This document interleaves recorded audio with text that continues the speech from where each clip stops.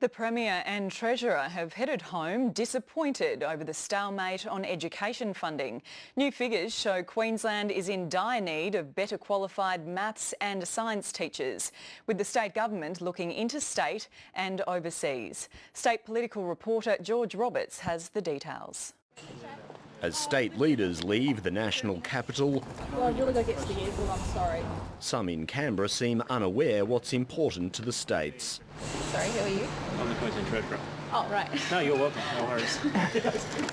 For Queensland, it's education that the Prime Minister's neglected. He's had an opportunity to address education. He wants to have an ideas boom and talk about focusing on innovation.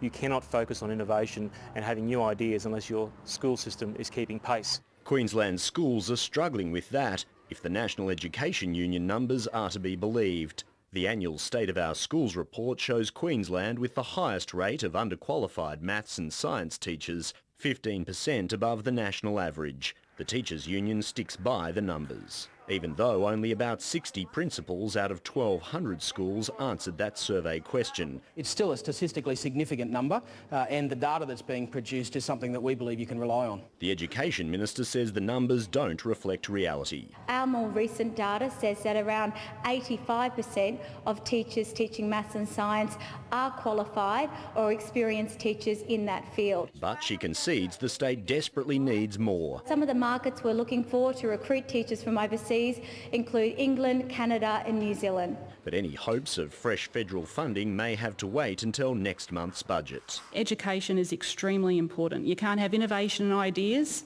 unless you have good quality education. Education starts at a young age. George Roberts, ABC News, Brisbane.